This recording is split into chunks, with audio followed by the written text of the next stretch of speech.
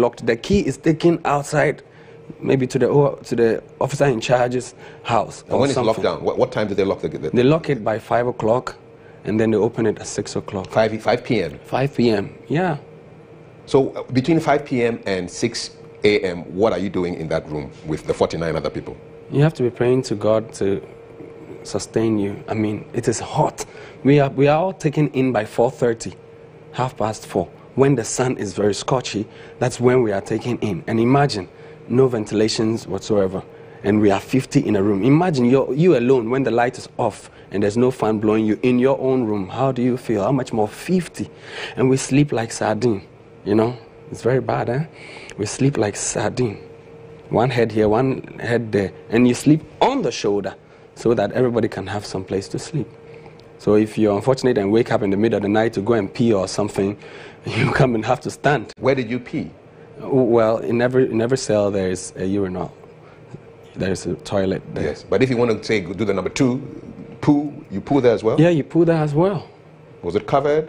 Yeah, but it's not really used because we are many in the room, and then we need to watch out for, you know, stuff that can give us problems and diseases. So unless probably you're running, and did you have people who ran while you were in the room? Yeah, I mean, things happen. And for 10 years, it's not been easy. 10 years, 365 times 10, that's a lot. 3,600 days plus. Yeah. Did your cellmates recognize you on your first day? When did they know that you were the one? On my way to the prison, they were already informed that there's a star coming. So getting there, well, I was not maltreated, but I just knew that this is not where I belong. In short, I got there early in the morning because from the court straight to the prisons. So before 11:30, 12, we were there. So I had to now sit in the church premise. We had a church premise. God bless them. It is the church that sustained me. I would have been dead. Why do you say that? Yes, because prison is supposed to reform inmates so that if they have to be reintegrated back into society, they can be a blessing to the society rather than problems, you know. And there's nothing, virtually nothing there to reform the inmates, if not the church. You understand? So it's the church and the mosque that people, the Muslims and the Christians, they go in there to pray. You go there, you see them there praying. Apart from that, you go and play soccer. We have a big pitch too there, you know, so you go and play ball, and that will not do you any good. For those who are not religious, how did they keep their sanity? They stayed in the cells, and from morning to evening they are down there in the dungeon. Some of them, if they don't get reformed by of the mind, they only plan on what next to do when they get their freedom. Were there attempted jailbreaks when you were there? A few, but not the majority. It's like, you know, the prison itself is such, in some prison itself is such that you cannot plan anything with another man. Immediately you try to plan something with somebody, the alarm will blow. So people who want to escape try it alone.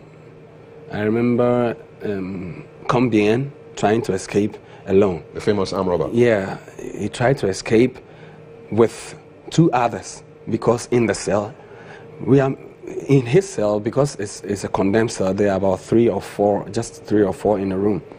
And there was an old man. I don't think we need to talk about that, but I mean, there was an old man who didn't agree, so I think he was dragged, and then he slept.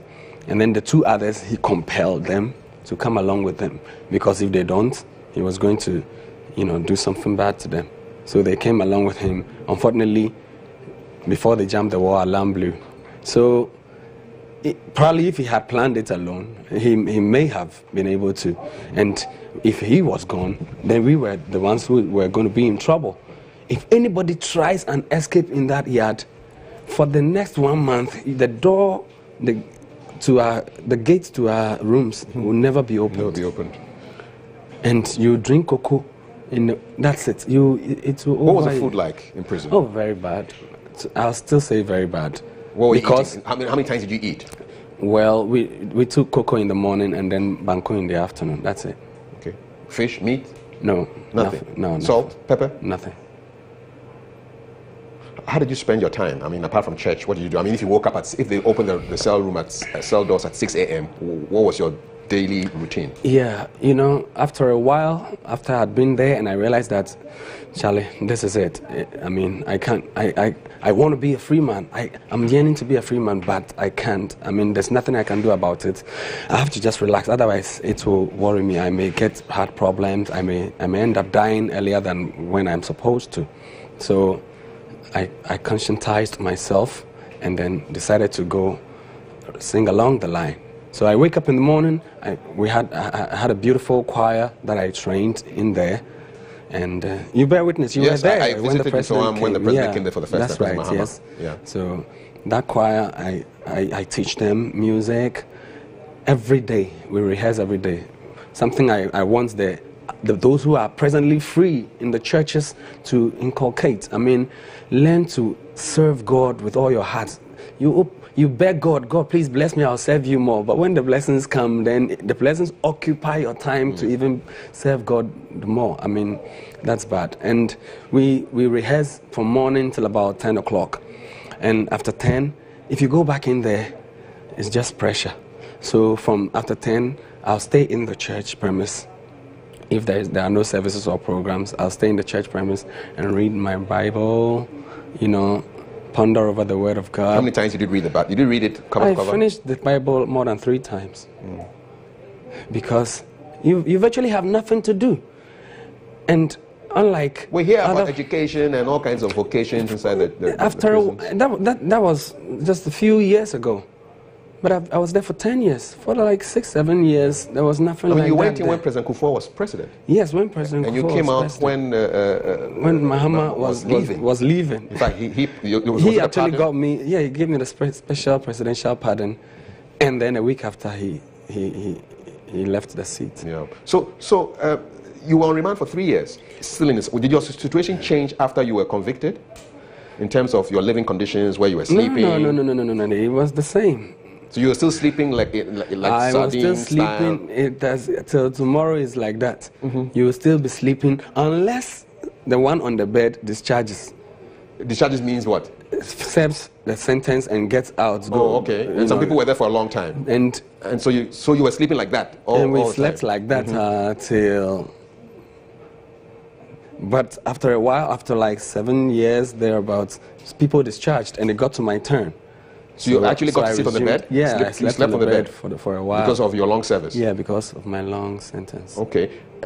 I read that with a few months left to serve your sentence, you appealed. Yeah. And then what happened? You know, like I said, the appeal itself took, the sentence, the judgment of the initial sentence took 3 years.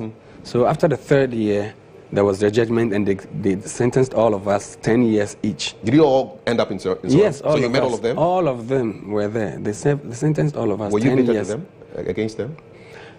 Well, that was initially. But after a while, after reading the word several times, I realized that God can use anybody at any time to bring about anything, as long as the end of whatever comes up would be a blessing to him. So why would I blame whoever through whom I had my issues? Well, initially I blamed my friend. I was like, why have you put me through all that? On the verge of my breakthrough. I mean, West African Idol, you were taking $100,000 and a range, and then a record contract with Sony Records in UK. And I knew I was going to get it because I had been nurtured through Stars of the Future. And the people I was going to meet, they were just amateurs. So I knew with the little, build-ups I've gone through, I could why do you think the judge didn't believe your story? The judge was like, I don't find anything wrong with this guy. So why were you jailed? That is the question. Who was your lawyer? My lawyer was Captain Efadate. Did you have confidence He in never him? even appeared on the judgment day to defend me. Captain Efadate never appeared on the judgment day? No, he didn't. He didn't. But I realized there were also some spiritual issues connected to my having to go through prison, and it was also God's agreement. You know, at the time, God had to allow the devil to tempt Job. He allowed. So God sometimes allows because he knows the end of whatever the devil is planning for evil. What was the impact of your incarceration on your family? Very, very bad. You know, when my sentence was enhanced, right there in the court, my mom fell, stroke-stricken, right in the court. And because they doubled it from 10 to 20 years, right? Yes, I was left with just 4 months to come out. You know, after I appealed on the 3rd year, it took another 3 years, 4 months before the judgment of the appeal. You know, so I was just left with... She's up to now, she's still stroke-stricken. What was the other impact? Siblings? It has not been easy, you know, having to come all the way from where we live to Nsawam to come and give me food to sustain me. Live? We live at Tesano. To come all the way to Nsawam every week to come and give me food to eat because the food they were serving there was that bad. So I couldn't eat. I tried it sometime and I had a sore all over. I became Job. In prison, at the time, they called me Job because I had sore all over my body, all over, in short, everywhere, even the private part, everywhere. But glory be to God. Who stuck by you all the time that you're in prison? My family. My family, that's it. What about your friends? None to talk about, except one. He's called Atu Kwamina Esel. He has now become a pastor of the Apostolic Church. He really supported me. None of your contestants from Stars of the Future? No. Nobody came to visit you? Nobody. Who was your manager then? Ochami Kofi. Did he come to visit you? Unfortunately, no. Never? Never. Nobody from Charterhouse, organizers nobody of from the... Charterhouse, okay. Nobody from Stars of the Future, no crew, nobody. Schoolmate, you went to Winneba Secondary School? Yeah, my schoolmates visited me a couple of times. You know, if they couldn't, I knew they had a means of reaching through an officer to, you know, they contributed something small to come and support me. Yeah, I think like 3-4 times they visited. This is a friend of yours. He says he went to school with you. Kweku Ando says Wilhelm Amui, as I used to know him way back at Winneba Secondary School in the late 90s, was a very close friend. It's so sad to know he passed through all these terrible things. You remember him? Yeah. Did he come to visit you? No, he didn't. But like I said, we have a page, a school page where they come together and then they contribute something small to come and support me. So even though they couldn't, at least they showed me that love. Yeah. How about a girlfriend? Did you have a girlfriend, lover back then? Yeah, I did. She left me 1 month after my issue. Does she know you are out? I think she should. Have you tried to get in touch with her? No, I haven't. How about your daughter? Yeah, she's so grown. Okay. She was 1 year when I left. She was 1 year when you left. She's now 13. Did she? I don't know whether they are she never knew.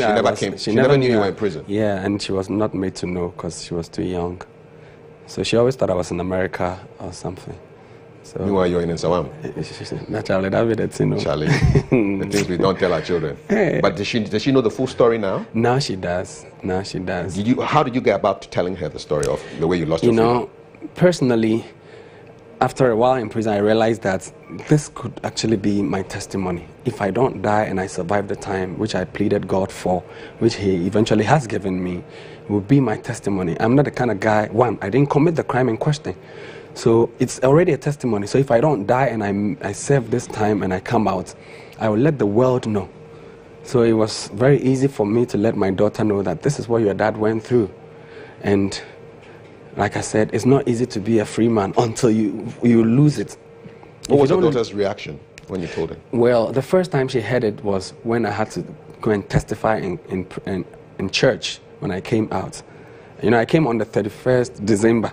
2016. And 31st, there is all night everywhere. So we went to church and my whole family stood behind me in church. And including your mom? Including my mom. She was so happy, shedding tears. It has not been easy coming, but they believed God for it. And He who is faithful has proven Himself.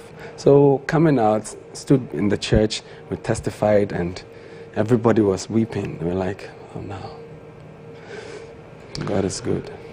And have you been back to Nsawam since you left? Not yet. I intend to, but since I know the situation there, and I know how they look up to me, I don't have to go there cup in hand. I don't have to go there empty-handed. That's why But you are the choir director. You should at least go back and see them. But Charlie, They're probably watching you now. They are watching me, yes. And God give them strength to go through that time. And if as God has been with me and protected me and brought me out, they should believe that same God. He's more than able to do exceedingly abundantly above their thoughts for them. We'll talk about your new song in a short while, but these days we are going through the whole business of lots of armed robbery cases in town. Government says they're going to be very tough on armed robbery. You claim that you were not part of the whole robbery thing, but what do you make of all this that's happening now? Well, it's very awful. You know, there are people in there right now as we are talking who are desiring for freedom, who are really reformed and are dying to be free. And usually around times like this, the president is supposed to grant some amnesty, some remissions, and look at what is happening around. But you cannot say that because there are things going on bad on the outside, people should continue to suffer. I think it is also necessary and needful that some people should be freed. It is very important. It signifies that, yes, every president does that, and it is important that he sets some people free. Whoever is committing armed robbery out there, when they are caught red-handed, they should be finished. To me, that's it. It is in the Bible. Even the disciples of God who didn't commit any armed robbery, they stoned them to death. So why would people be committing robbery if they are caught on the scene? They should be finished. Well, they should just finish them. Oh, one time. Why would they waste time? Because one, prison honor Ayama. It's full. It's over full. It's supposed to be 700 and we are 4,000. And see, the more they end the prison, no matter how full it is, there's always space. Unless when the officer comes to lock the gates, somebody's hand is choked to some corner and they cannot go. And that person cry, when they remove him, they'll bring him out and take him to another cell. You must be locked. If you like, when you enter, stand till the next day. They don't care as long as there's no escape. Do you have some sympathy for the prison officers? Well, the prison officers, it's not their fault. They are only doing their job. You understand? It is the people who have to actually look at the issue is the judges. You know, they have to thoroughly look into the issue and know that this person don't deserve to be placed in. There are, you know, some things could be put in place that at least some of the issues are very minor. You don't have to go and put somebody who is serving a highly criminal case with somebody who has just gone for, you know, stealing or defilement or so people go there with some minor cases, serve the small time, maybe a year or two, come out and realize that Charlie, when they made a robbery cry, should have done something bigger. So why would they merge all of us up? One, we are too many. They need to empty the place. At least a remission. And when they grant amnesty, it doesn't really help because at the end of the day, the officers will now select the people they want them to go. But when they grant remission, if you are 700 years, you know that immediately you are 750 years. If you have already done with your 50, they open the gate for you to go. So that at least everybody in there would have a sentence slashed. Charlie, to err is human. And to forgive is divine. Exactly. And how clean are you? Even though you're a free man. You're only free because you have not been caught by the law. Do you think you made a mistake of being in the wrong place at the wrong time with those guys? Yes, initially I did. But after a while, I realized that since it is God's plan, He knows best. You know, did Joseph made a mistake being at the wrong place with his siblings at the wrong time? You would also ask that question. Being with Potiphar's wife? No, it was all orchestrated by divinely orchestration from God. That is how it was supposed to actually be. And eventually, Joseph from prison became the prime minister of the same country, which I soon shall be. And that's what's happening. You got some political aspirations? Well, you know, with what the grace of God has given me, I have now become more like an ambassador. I need to fight for the innocent. I need to let the world know that, one, there's a God who has a mighty hand to save. And two, there are people around the world who are really suffering.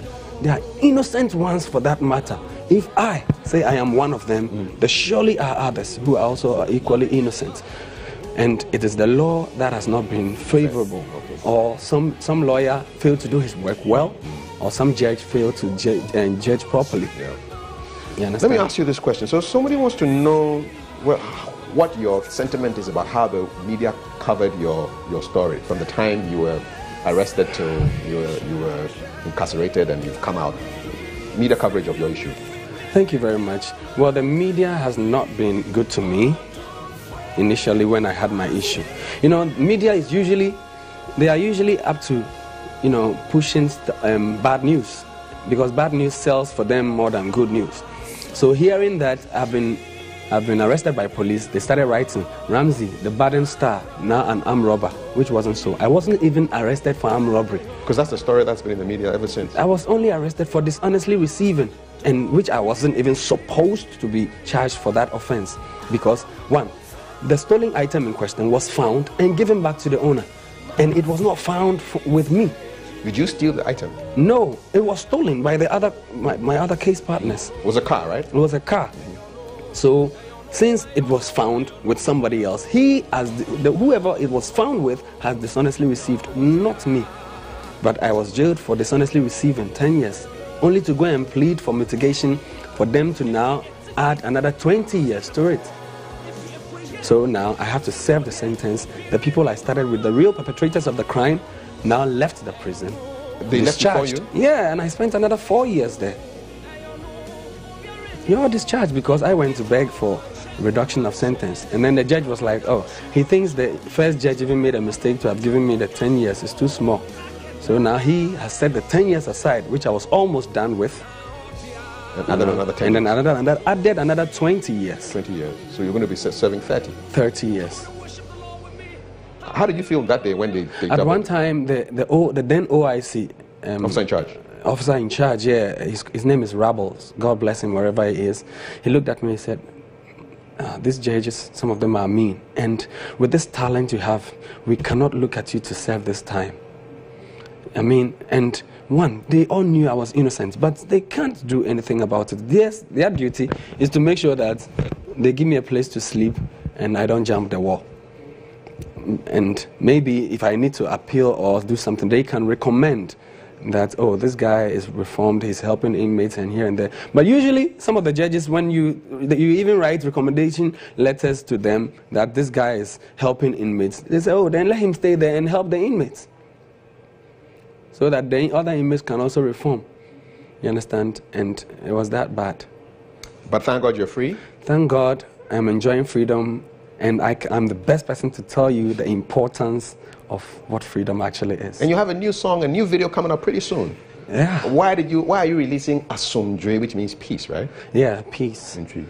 You know, when my issues kept getting worse, at a point I intended to end it all. You thought about suicide? Yeah, I did. Especially because of my mom. She was just going way through too much, and I can't bear it to see me losing my mom because of me. Sorry. So I intended to rather now end it, then she'll be free, because my family were just going through too much. Too much. From this lawyer to this lawyer. Even the appeal, my mom had to go all the way to go and get a lawyer.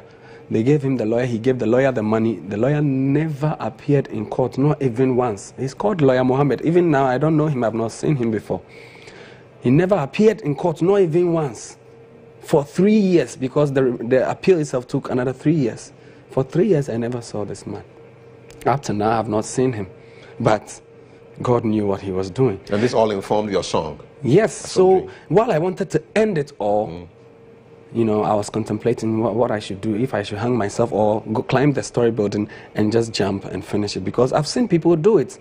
Yes, somebody hanged himself. Some other guy jumped. Some Liberian guy, he climbed up and jumped, and with his head on the ground, and that was it. I mean, when it's too much, you can just finish yourself and be free. So I thought about it. My mom visited. I told her not to come here again, because she won't come and find me. And that day she wept. She wept. She wept. And when I entered the room and I wanted to do it, then the Spirit of God spoke to me loud. He said, know ye not that in the thickest part of your darkness I am your light? Know ye not that I am your comforter and your consoler in situations like this? Do you not trust in me?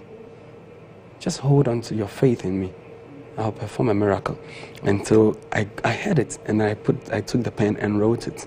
And those were the same words that encouraged me, preserved me, strengthened, and brought me out this moment. And you, our cherished viewers, are watching and hearing. And I want to let you know that there is a God who is mighty to save. Just believe in him. Sing me a line of that song, please, Ramsey. Live on GH Today. Esum drew me up. Woni mi high, or how to me or share me crying, awesome dream, ma brabo yimo, yo no, now dia don't me. Oh, yo no,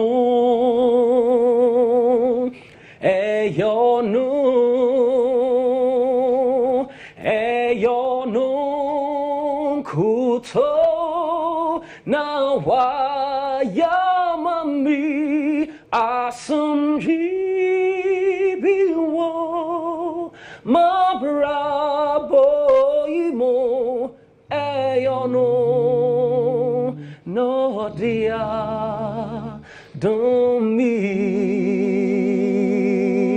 I used to sing bass when you were in school. Yes, so beautiful. Let me read a few messages, man. Ramsey in the house. God bless you. Whoa, I attended Harrow International. I know I'm way a bit. Please ask him if there were spiritual issues. Is he referring to Freemasons? I'm shedding tears as I watch Ramsey. I visited in some prisons, and from that day I vowed never to knowingly commit any crime that would take me to prison. I'm Patience Ajaka Ajay, and I know him very well. I used to work at the Total filling station at Tesano, where he used to worry me. You were a ladies' guy back then, I'm sure. Oh, Ramsey, the Lord is good. I like this man so much. He's a great man in the making. Tell him to continue his music career and do gospel music. The whole world will be looking for him. God bless him so much. Good morning. This morning, I've been inspired a lot, but this got me all emotional. All I want to say is the media should get their facts right. I agree with my brother about this armed robbery case. Armed robbers must be killed once and for all. Please, this guy's case is so pathetic, but you know something? I love him so. This is my contact, and somebody has dropped their number here for you. Are you engaged? Are you getting married soon? I mean, is there somebody in the picture? Is there somebody in the picture? We'll talk about that. We'll talk about that? It means there's somebody that you have a candidate. Well, we'll talk about We'll talk about that. I know you love Manchester United, you love Barca. If they were to play in the Champions League, who would you be voting for? Who would you be supporting? Well, I'll definitely choose Mercy, Barca. I heard of Manchester. Yeah, because I love Messi, man. Okay. That guy is so talented. You know, Mercy's story, the reason why I love him, he really wasn't the player. It was his big brother. And the issue about Mercy is just to let you know that this is what God can take. He uses the foolish things of the world to confound the wise. So he took Mercy, Obi Awanya, hunchback. Suddenly, he had an opportunity. His brother wasn't around. He had an opportunity to play a soccer. And he took it. And then that was it. He dribbled everybody, and somebody was like, oh man, this guy, I can do something with him. And you think that is your story? And that is my story. And that is why I relate with Mercy more. You know, some of them were just born great. Yeah. Mercy, from nowhere had to hustle to the top. To the very top. Ramsey, I've enjoyed this conversation. I wish you the best with your music. When the video comes out, we will air it here on GH1. You better. I mean, the world must hear this song. The reason is, the words in the song is not really about the voice, because the world knows that Ramsey can sing. It's the words. But it's the message. Okay. And the message sustained me. But the message is actually for you out there. Okay. Because it is a message that you should hear in the morning. All right. Before you move, in your car while you're heading to work. It's going to happen. You know, in the church, in the house, before you sleep. Everywhere. It should be what you should be hearing. Brother. And God bless you. God bless you too. God bless Thank you so much. That's Wilhelm Ramsey Amwi.